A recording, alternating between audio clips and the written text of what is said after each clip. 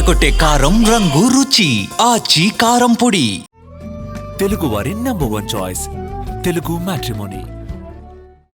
నమస్తే. ప్రస్తుతం ఆంధ్రప్రదేశ్లో రెండు ముఖ్యమైన అంశాలపైన చర్చ జరగబోతున్నాం. అందులో మొట్టమొదటిది పరకామణి కేసు.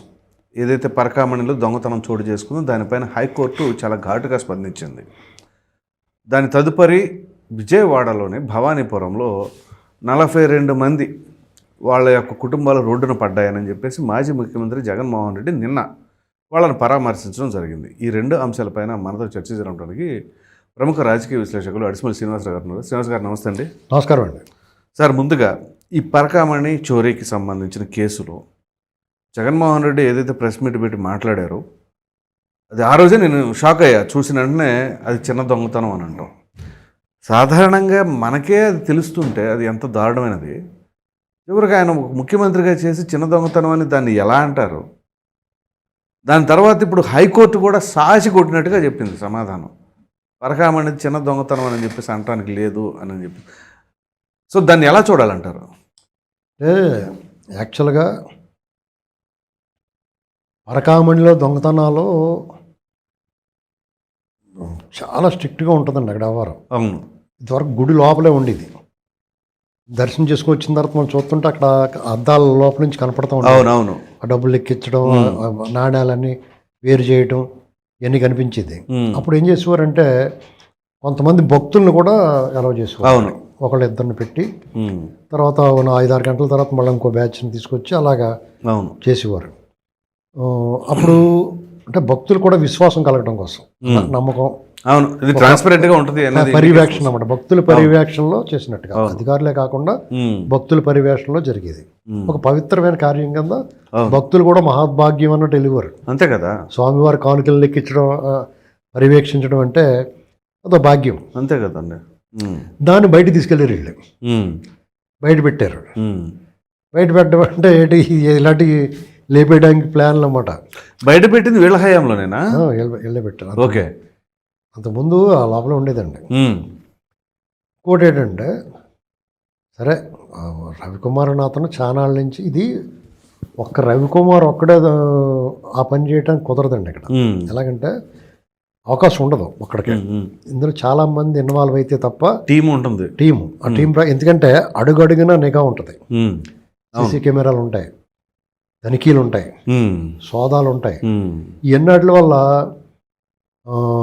ఒక్కడో ఏదైనా చేసినా కానీ తప్పించుకోలేడు. అంటే 3-4 ఒక బంచ్, అంటే ఒక గుత్తిలాగా ఒక్కో లెవెల్లో ఒక్కొక్కళ్ళు ఉండాలి. ఒక్కొక్కడు దానికి వాళ్ళందరూ ఒకే, ఇప్పుడు గ్రహాలన్నీ ఒకే కక్ష మీద కూర్చున్నట్టుగా వీళ్ళందరూ ఒకేసారి డ్యూటీలో పడినప్పుడు లేపెత్తా ఉంటారు. అలా డ్యూటీలు వేయించుకుంటూ ఉంటారు. ఇక్కడ టీము. అర్థమైందా మీకు? అంటే ఇవాళ ఒకడు ఉన్నాడు అనుకోండి, మన్నాడు ఇంకోటి మారుతాడు కదా. అలా కాకుండా వీళ్ళు కంటిన్యూగా దొబ్బాలంటే కొంతమంది గ్యాంగ్ ఉంటారు, ప్లాన్ ప్రకారం చేసుకుని రోస్టర్ వేపిస్తారు. ఎప్పుడు వచ్చినా రోస్టర్లో వాళ్ళే ఉంటారు. అలా సెట్ చేసుకుని బాగా లేపేశారు. లేకపోతే 100 కోట్ల ఆస్తులు చేతులు మారి వాళ్ళు రాయించేసుకున్నారు అంటున్నారు. అవును. ఏకంగా 14 కోట్లు స్వామివారి కట్టాడంటే మాటలా? అదే కదా. ఏంటండి, ఒక ఉద్యోగి అతను ఇప్పుడు అందరూ స్పందించారు. జగన్మోహన్ రెడ్డి వచ్చి మాట్లాడతాడు, ఏదో చిన్న దొంగతనం, ఏదో గుడి లడ్డు అంట, ఇలాగ మాట్లాడుతుండదు స్వామివారిని. ఎంత తేలిగ్గా మాట్లాడుతున్నాడు. ఓ చిన్న దొంగతనం ఏకంగా 14 కోట్లు కట్టేసాడు, అది స్వామివారికి ప్రాయచిత్తం చేసుకున్నాడు అన్నట్టు మాట్లాడుతున్నాడు. సరే, ఈ విషయంలో అసలు ఈ కేసు విషయంలో న్యాయస్థానం చాలా సీరియస్గా తీసుకుంది. తీసుకుని వీళ్ళందరికీ ఒక రకంగా పోలీసులకి చివాట్లు పెట్టినట్టే. అవును. ఒక సిట్ బృందాన్ని ఏర్పాటు చేసి అందులో రవిశంకర్ అయ్యన్నారని ఆయన వేశారు. ఆయన మంచి ఆఫీసర్. మరి వీళ్ళు చేసిన తర్వాత వాళ్ళు దర్యాప్తు బాగానే ముందు సాగింది. లోపల సతీష్ కుమార్ గారిని లేపిస్తారు, కీలకమైన సాక్షి అయిన. అవును. ఇప్పుడు రవికుమార్ బయటకు వచ్చి ఇదంతా జరుగుతుండగా రవికుమార్ బయటకు వచ్చి, నా పశ్చాత్తాపం పొందుతున్నాను, చాలా పాపం చేసేసాను, నా కుటుంబం అంతా మనశ్శాంతి లేదు, అది ఇది అని మాట్లాడుతున్నాడు. అంటే పశ్చాత్తాపం పొంది ఒక కట్టెన్ కింద ఒక స్వామివారి ఒక ఉంటాయి కదా సాల్వ లాంటిది ఏదో కట్టెట్ పట్టు వస్త్రం కూర్చొని బుడబుడ తిక్కాలంటారు. ఎట్లా తొక్కాలి. అసలు వీళ్ళు కుట్ర ఏంటి, దీని వెనకాల ఏముందనేటువంటి చాలా విచిత్రంగా ఉంటుంది వాళ్ళ ప్లాన్లు అన్నీ కూడా. చూడటానికి థర్డ్ గ్రేడ్ ఫైటింగ్ సినిమాలాగా ఉంటుంది, కమర్షియల్ సినిమాలాగా వీళ్ళు స్కెచ్లన్నీ. కానీ దానికి అయ్యే వర్కౌట్ అవుతున్నాయి వాళ్ళకి. ఇప్పుడు రేపో పదం లేపేస్తారేమో డౌట్గా ఉంది నాకు రవికుమార్ని. మరి ఆయనకి ప్రభుత్వం ప్రొటెక్షన్ ఇవ్వాలి కదా. ఏమో ఇచ్చిందో ఏమో ఇప్పుడు తెలియదు, కానీ బాధ్యత కదండి. ఇప్పుడు లేపేశారు అనుకోండి అతన్ని, అతను లేపేశారు అనుకో, అసలు దొంగతనం చేసినోడు లేడు, దొంగతనం ఏంటి అంటారేమో కూడా వీళ్ళు. వాళ్ళంటే కోర్టులో ప్రభుత్వం ఇప్పుడు ఏం చేస్తున్నాయి కోర్టులు, జగన్మోహన్ రెడ్డిని ఏం చేసినాయి, ఎవడన్నా ఏం చేస్తారు దాన్ని అదే పని కింద దాన్ని. ఇప్పుడు దర్యాప్తు అధికారుల్లో కూడా దీన్ని సాధించాలన్న తపన పోయింది. ఎందుకు పోయిందంటే మనం సాధించమని సుఖమే ఉంది, శిక్ష పట్టలేదు కదా, ఇది లెక్క. అంటే ఒక నిర్వికారంగా మారిపోయారు, నిరాశ, ఏమీ చేయలేని పరిస్థితిలోకి వచ్చారు. ఎవడన్నా కొంచెం గట్టిగా చేద్దామంటే సతీష్ కుమార్ లేపినట్టు లేపేస్తారేమో. ఇందుకు వచ్చిన కూడా లెక్కలోకి అంటే నేరస్తుడిది పై చేయి అయింది. ఇప్పుడు వాళ్ళ అధికారులు ఉన్న వాళ్ళు పై చేయలే ఉన్నారు, ఓడిపోయి మూల కూర్చున్న తర్వాత కూడా వాళ్ళు పై చేయి కనపడుతుంది. ఈ నేర నిరూపణ విషయంలో నేరస్తులదే పై చేయి కింద కనపడుతుంది. ఏ విషయంలోనూ సరే చూడండి, పెద్దిరెడ్డి భూముల విషయంలో, చంద్రశేఖర్ రెడ్డి బియ్యం విషయంలో, పేరు నాని గోడౌన్స్ విషయంలో, ఇక్కడ పరకామణి నెయ్య, కొంతమంది అరెస్ట్ అవుతున్నారు. అసలు మీకు అన్ని ఆధారాలు ఉన్నాయి, కోర్టులు చెప్తున్నాయి మీకు స్పష్టంగా దొంగలు ఈళ్ళేరా బాబు అని ఎదురుగుండా తెలిసిపోతున్నారు. ఇంకా ఎందుకు మెయిన్ క్యాండిడేట్లు అరెస్ట్ అవ్వట్లేదండి? చిన్న వాళ్ళు అందరూ అరెస్ట్ అవుతూ ఉంటారు. ఇప్పుడు చిన్నప్పన్న, ఇంకో పెదంకన్నా, ఇలాంటి వాళ్ళు అరెస్ట్ అయితే సుఖమే. అదే కదా, ఇప్పుడు సుబ్బారెడ్డి కదా అరెస్ట్ అవ్వాలి ఈ విషయంలో. చిన్నంకన్నా, బుల్లెంకన్నా, పెద్దంకన్నా వీళ్ళు ఎంతమంది అరెస్ట్ అయితే ఏముంటుంది, సుఖం ఉంటుంది. సో ఇక్కడ నాది ఒక చిన్న డౌట్ అండి. ఇప్పుడు ఈయన సతీష్ కుమార్ గారిని హత్య చేశారు కదా, అది జరిగింది ఎప్పుడండి? నవంబర్ 12వ తారీఖున ఉంటుంది నాకు తెలిసి, సబ్జెక్ట్ కరెక్షన్. 4 రోజులు దాటింది. ఆయన మార్చరీ రిపోర్ట్ ఏమైందండి? అది హత్యనే వచ్చింది కదా. కోర్టు నిన్న ఏం చెప్పిందంటే, హైకోర్టు ఆ మార్చరీ రిపోర్ట్ ఏముందో అది మాకు సబ్మిట్ చేయండి. అది కాదు, దర్యాప్తులో బయటపడిన విషయాలు పోస్ట్ మార్టం రిపోర్ట్తో సహా మాకు సీల్డ్ కవర్లో పెట్టమన్నారు. దాన్ని రవికుమార్ కూడా అడిగాడు, మాకు కూడా ఏమన్నాను. రవికుమార్కి ఎందుకు? అదే అతను అలాగుంటాయి వాళ్ళు. అయితే ఇప్పుడు ఈ మార్చరీ రిపోర్టు వచ్చిన తర్వాత కూడా మరి ప్రభుత్వం కానీ పోలీస్ శాఖని ఏం చేస్తుంది? ఇప్పుడు ఇది అందరిలోనూ ఇదే మెదులుతుందండి. అసలు ఏం చేస్తున్నారు, చాలా అసహనంగా ఉన్నారు, చికాగ్గా ఉన్నారు జనం అంతా. ఇది దారుణం. ఇది ఎందుకంటే ఒక అధికారి పోలీసు విచారణకు హాజరు కాబోతున్న సమయంలో ఆయన అనుమానాస్పద మృతి అని మొదట్లో అన్నప్పుడు, ఓ ప్రక్కనేమో ఆయన సూసైడ్ చేసుకున్నారని వాళ్ళు చెబుతారు. మార్చరీ రిపోర్ట్ ఏమో చాలా లేట్గా వచ్చింది రావడం కూడా. అంటే 2 రోజులు సీన్ రీకన్స్ట్రక్ట్ చేశారు. అది హత్య ఆత్మహత్య నిర్ధారణ చేసుకోవడానికి చేశారు. అదే హత్య తేలింది. Okay fine. అది తేలిన తర్వాత ఏం జరిగింది యాక్షన్? పోస్ట్ మార్టం రిపోర్ట్ బయటకు వచ్చిందండి, అది హత్యని నిర్ధారణ అయింది. అవును. కోర్టు వారు అడిగింది ఏంటంటే, మీ దర్యాప్తు అంశాలు, మీరు దర్యాప్తు చేశారు కదా, ఆ అంశాలు సీక్రెట్గా మా ఎవరెవరు విచారణ చేసినాయి, దర్యాప్తు చేసిన అంశాలు మనకు బయటికి వెళ్ళలేదు కదా, అవును, అదేంటి అనేటువంటిది కోర్టు అడిగింది. సార్ ఓకే, నేను అంటుంది హత్య జరిగిందని నిర్ధారణ అయిన తర్వాత కూడా ప్రభుత్వంలో ఎందుకు ఈ అలసత్వం? ఇప్పుడు ఇదే అందరూ అడిగే ప్రశ్న. ఇంకా ఇది కూడా కోర్టే చెప్తుందేమో, పలానా అరెస్ట్ చేయండి అని. కోర్టు చెప్పిన దాకా మన దగ్గర ఇంక వ్యవస్థలు ఏమీ లేవు, కోర్టు తప్ప. ఇప్పుడు ఒక రకంగా ఎలా ఉందంటే అండి, కొంచెం జంకుతున్నట్టే ఉంది డిపార్ట్మెంట్లు కూడా, పోలీసు డిపార్ట్మెంట్ కూడా. ఇప్పుడు వీళ్ళు ఎవరైనా అరెస్ట్ చేస్తే ఇదిగో మాకు మళ్ళీ అక్రమంగా అరెస్ట్ చేశారని గొడవ చేస్తారన్నట్టుగా జంకుతున్నారేమో అనుకుంటున్నాను. ఎందుకంటే కోర్టు చెప్తే తప్ప చేసేలా లేరు. కోర్టు మీద తోసేయచ్చని, కోర్టు చెప్పింది కాబట్టి ఇప్పుడు ఇల్లు మూలగొట్టారు విజయవాడలో, అది కోర్టు చెప్పింది కాబట్టి మాకేం సంబంధం అన్నట్టుగా ఉండాలని. అంతే, ఆ విషయంలో చొరవ తీసుకోవట్లా. ఇప్పుడు మీకు ఒకే ఒక పాయింట్ అండి, కరుణాకర్ రెడ్డి ప్రెస్ మీట్ పెట్టి ఆత్మహత్య చేసుకున్నాడని చెప్పాడు. నీకు ఎవరు చెప్పారు? అవును. నీకేమైనా ఫోన్ చేశాడా? నీకు ఎలా తెలుసు? అప్పుడు అక్కడ అది ఆత్మహత్య హత్య అనేటువంటి నిర్ధారణ టూ డేస్ తర్వాత కంప్లీట్గా. మీకు అది కూడా ఒకటే ప్యాటర్న్లో ఉంది, ఒకసారి గమనించండి. విజయసాయి రెడ్డి కూడా ఆ రోజు ఉదయం పూట 6 గంటలకి ప్రెస్ మీట్ పెట్టి వైఎస్ వివేకానంద రెడ్డి గుండెపోటుతో మరణించాడు ఆయన. ఈయన చూస్తేనేమో ఆయన ఆత్మహత్య చేసుకున్నాడు ఈయన. అదే ఇలా ఆ ప్యాటర్న్ అంతా మేము వీళ్ళు మూఢసాపరాన్ని ఏం మార్చరు. ఆ, ఇప్పుడు ఇదివరకు ఒక సెటిల్మెంట్ ఏరియాలో దొంగలందరినీ కలిపి వేసేవారు. వాళ్ళు దొంగతనానికి వెళ్ళినప్పుడు అంతా ఒకే విధంగా చేసేవారు. అప్పుడు దాన్ని బట్టి వాళ్ళు పలానా వాళ్ళు చేశారని చెప్పి పోలీసులు తెలుసుకునేవారు. అంటే వాళ్ళు దోపిడీ విధానం ఒకేలాగా ఉంటుంది అన్నమాట. ఆ స్టైల్ ఆఫ్ నేరం వీళ్ళు నేరం చేసే విధానం అంతా ఒకలాగా ఉంటుంది. అసలు మార్పే ఉండదు. ఆ సిలబస్ ఒకటే. ఓకే. సిలబస్ అంతా ఫస్ట్ నుంచి ఆ రాజ్యాంగం రాసి పెట్టారు వాళ్ళు, రాజశేఖర రెడ్డి వాళ్ళని. దాని ప్రకారమే ఫాలో అవుతారు. సో ఇప్పుడు కరుణాకర్ రెడ్డిని అలా ప్రశ్నిస్తే సరిపోద్దంటారా? కరుణాకర్ రెడ్డిని ఇప్పుడు కరుణాకర్ రెడ్డిని విచారణ చేశారండి. విచారించినప్పుడు అతను బయటకు వచ్చి ఎక్కిరించినట్టు మాట్లాడాడు. అప్పుడు వెంటనే తీసుకెళ్ళాలి మళ్ళీ. ఆ వాన్సింగ్లు అడిగారు అంటున్నావు కదా, మళ్ళీ చెప్పు అయితే అని చెప్పాలి. ఆ చొరవ ఎందుకు తీసుకోవట్లేదు? అధికారులు వాళ్ళు విక్రిస్తున్నారు, ప్రభుత్వాన్ని అధికారులను విక్రిస్తున్నారు. అవును. దాన్ని తేలిగ్గా తీసుకుంటే ఎలా ఉంటుందంటే ప్రభుత్వం మీద కొంచెం లోకు కడతారు. అంతే కదా, చులకన భావం వచ్చేస్తుంది. అందుకనే పేరు నాని కూడా నోటికి వచ్చిన మాట అంబటి రామ వీళ్ళంతా పీటరైపోతుంది కదా. మామూలుగా తడిసిపోయింది వాళ్ళకి. మొదటి 3-4 నెలలు తడిసిపోయి ఎటు పారిపోవడం తెలియలేదు వాళ్ళకి. ఇప్పుడు వీళ్ళు ఏం చేయట్లేదు. ఎరా సునీల్ కుమార్ సంవత్సరాలు అయినా కానీ వాళ్ళు పట్టించుకోలేదు. అదే కదా. ఓ పక్కనే రఘురామకృష్ణరాజు గారు బాబోయ్ నన్ను ఎరగొట్టాడు, శంపెత్తంగా చూసాడు ఇతనే అని చెప్పినా కానీ కోర్టుకి సాక్ష్యాలు కావాలి. ఇదిగో ఇతనే నన్ను చేసాడని చెప్తున్నాడు ఆయన. మరి ఇంకేం కావాలి? సంథింగ్ ఇదంతా ఏదో తేడాగా ఉందండి. మరి ఏమవుద్దో చూడాలి. ఇది నష్టం, ప్రభుత్వానికి నష్టం. చెడ్డపేరు వస్తుంది ఈ పార్టీలకి. దాని తర్వాత ఇప్పుడు ఈ విజయవాడలోని ఇల్లు కూల్చివేత, దానికి సంబంధించి 42 కుటుంబాలు రోడ్డున పడ్డాయి. ఓకే, 42 కుటుంబాలు రోడ్డున పడ్డాయి. అయితే దీనికి జగన్మోహన్ రెడ్డి గారు నిన్న అక్కడ స్థానికంగా ఉన్న వైసీపీ మాజీ ఎమ్మెల్యేలు కావచ్చు, ఆ నియోజకవర్గ ఇన్ఛార్జీలు కావచ్చు, వాళ్ళని పెట్టుకొని వాళ్ళని పరామర్శించారు. అసలు ఏంటి అంత అన్యాయంగా ప్రభుత్వం చేసిందా ఏంటి? జగన్మోహన్ రెడ్డి గారు మరి ఈ రకంగా ఎలా కూలుస్తారు? కోర్టు ఆపమని చెప్పినా కానీ కూల్చేశారని చెప్పేసి అన్నారు. దాన్ని ఎలా చూడాలంటారు? ఇప్పుడు అది ఒక ప్రైవేట్ ప్రాపర్టీ అండి. ఇద్దరు వ్యక్తుల మధ్య ఉన్న సమస్య అది. అవును. అంటే నాది కాని దాన్ని మీకు అమ్మాను, మీరు అందులో దాన్ని మీరు అమ్ముకున్నారు, అందులో ఇల్లు కట్టుకున్నారు. ఇప్పుడు వివాదం కోర్టుకు వెళ్ళింది. కోర్టులో అవతల పార్టీకి ఎక్స్ పార్టీకి డిక్లేర్ అయింది.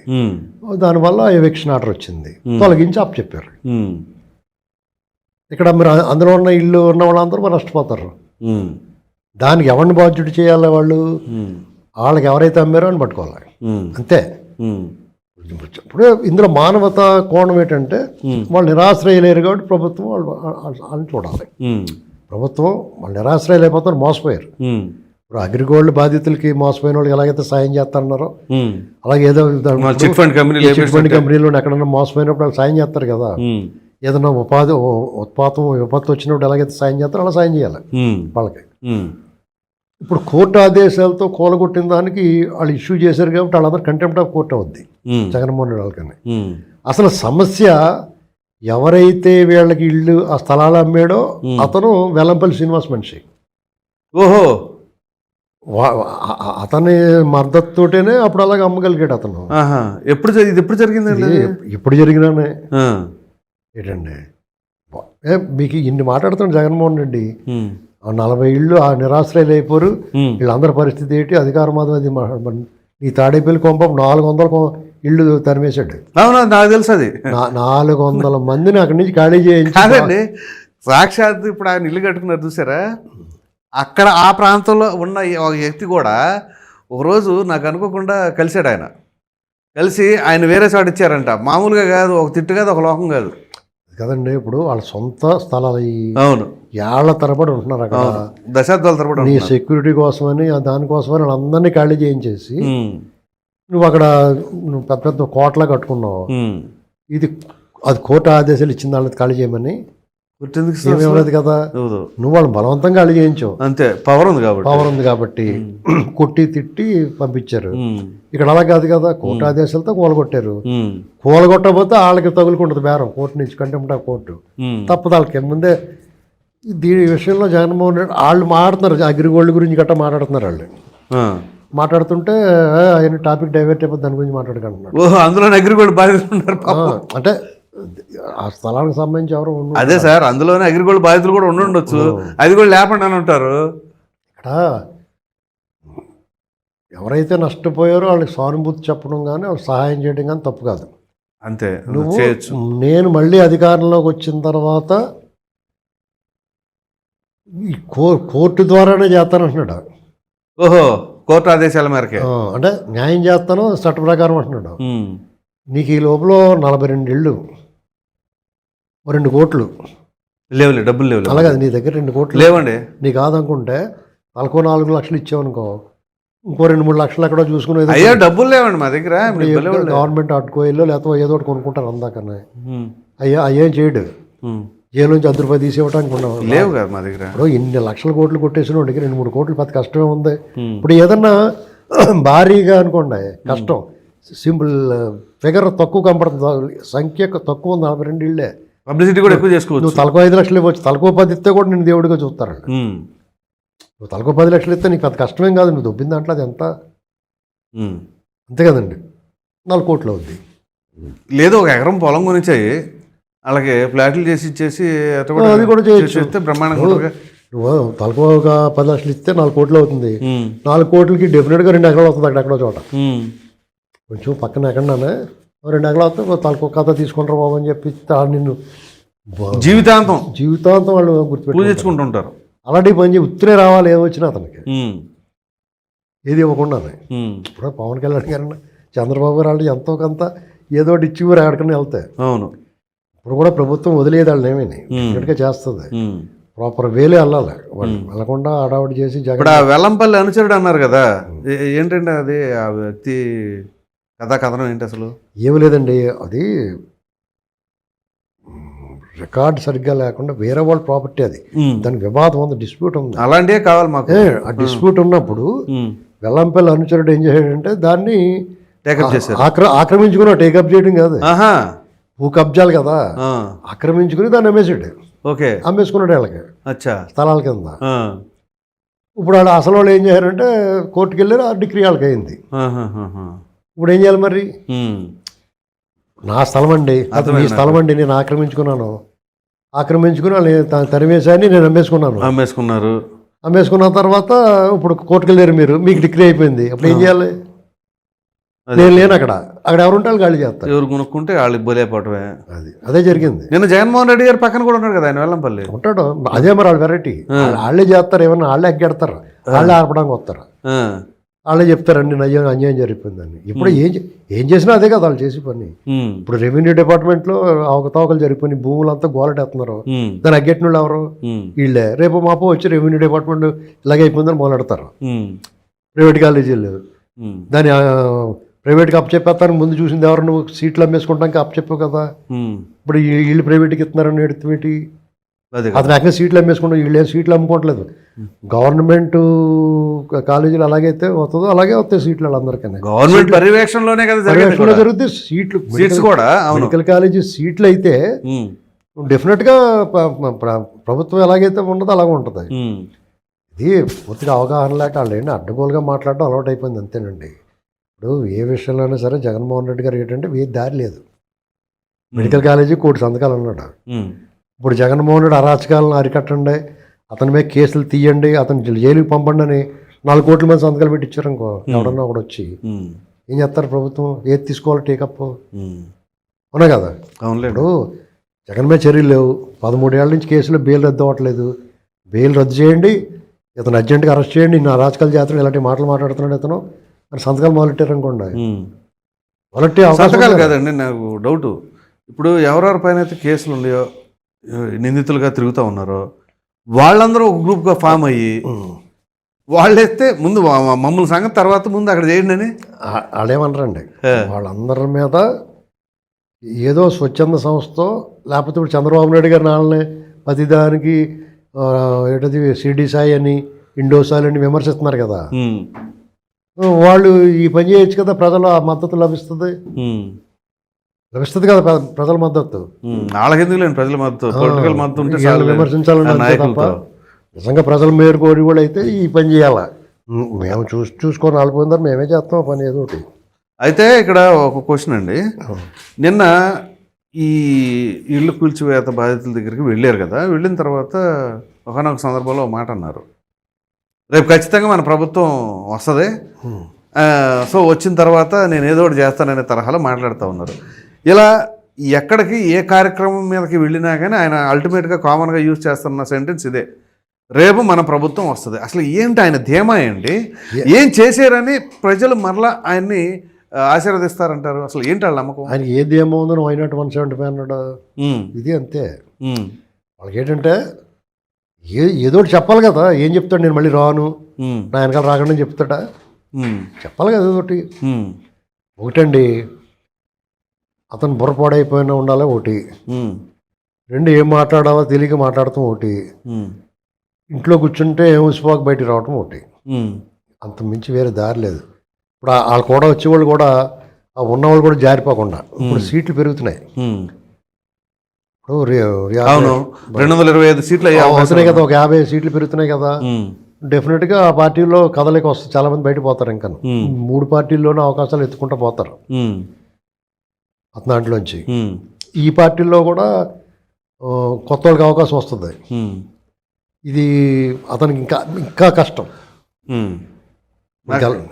ఇప్పుడు ఇది వరకు అంటే మాకు 80 సీట్లు వస్తే చాలు, మీ సంగతి చూస్తా ఉన్నారు కదా. ఇప్పుడు అలాగే 110 సీట్లు రావాలి ఏంటండి. అయితే నాకు ఒకటి గుర్తొస్తుంది, మీకు 2009 ఎలక్షన్స్ అనుకుంటా బహుశా, కేఏ పాల్ ఇలా గట్టిగా మాట్లాడేవాడు. ఏమనంటే, నాకు 160 సీట్లు కన్ఫాము, ప్రభుత్వం అది వచ్చేస్తుంది, అది ఇది అని చెప్పేసి అప్పుడు నానా రచ్చ చేసేవాడు. ఆ తర్వాత ఎలక్షన్స్ అయిపోయిన తర్వాత ఆ రిగ్గింగులు చేసుకున్నారు, నన్ను మోసం చేశారు అని చెప్పేసి అనేవాడు. సేమ్ ఇక్కడేమో జగన్మోహన్ రెడ్డి నేను వై నాట్ 175 అన్నారు. ఏంటి అక్కడ ఆయన చేసిన కామెంట్కి ఇక్కడ ఈయన చెప్పిన కామెంట్స్కి ఏమన్నా వ్యత్యాసం ఉందంటారా? అతను కేఏ పాల్, అతను వైజే పాల్ ఉన్నాయి. అతను కేఏ పాల్ అండి, ఇతను YJ Paul. YJ Paul Paul okay, Jagan Paul అంతే. వాళ్ళకి ఇతనికి తేడా ఉంది. ఇతనికన్నా కేఏ పాల్ జగన్ మీద 1000 రెట్లు బెటర్ అండి. అసలు ఇద్దరే పోలికే పెట్టకూడదు. ఎందుకంటే ఏ పాల్ మన వాళ్ళ కామెడీగా జోకర్ కింద చూస్తున్నాం కానీ ఒకప్పుడు మంచి హై సెలబ్రిటీ, ఒకప్పుడేటి ఇప్పటికీ. కానీ అతను అక్కడేం మాట్లాడాలో తెలియక బ్యాలెన్స్ కోల్పోయాడు. బ్యాలెన్స్ కోల్పోవడం కారణం ఏంటంటే, చాలా గొప్పగా వ్యవహారం చేసి బాగా బతికినట్టు బతికి తర్వాత ఊహలు మాత్రం ఉండిపోయినాయి. అప్పుడు మాట్లాడిన మాటలో ఇది ఊహల్లో ఉండిపోయాడు, వాస్తవంలో రాలేదు అతను. ఓకే, ఆ రెండు సెట్ అవ్వకపోతే ఊహలకే వాస్తవానికి బ్యాలెన్స్ చేసుకుని మాట్లాడాలి ఎవరన్నా. అవును, అది ఊహ ఇది వాస్తవం అనేటువంటి స్పష్టత తెలియాలి, మనకి తెలియాలి, మనం మాట్లాడింది విన్న వాళ్ళకి కూడా తెలియాలి. ఇప్పుడు అతను ఏం చేస్తాడంటే, అతను మాట్లాడింది ఊహకే వాస్తవానికి మధ్య బ్యాలెన్స్ అతను సమన్వయం కుదరట్లా. అతను ఊహ వేరు వాస్తవం వేరు ఊహల్లో ఉండిపోయాడు. ప్రజలకి ఈ ఊహలకి వాస్తవానికి వ్యత్యాసం తెలుసు కదా.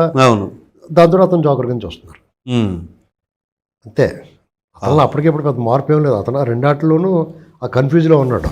ఎందుకంటే ఒకప్పుడు గ్లోబల్ పీస్ ట్రస్ట్ అంటే చాలా ఫేమస్, ప్రపంచవ్యాప్తంగా నిజంగా అతను చెప్పేనే నిజాలే. అవును, అనేక మంది దేశాధ్యక్షులతో అతనుకున్న పరిచయాలు అన్ని నిజం, సంబంధాలన్నీ.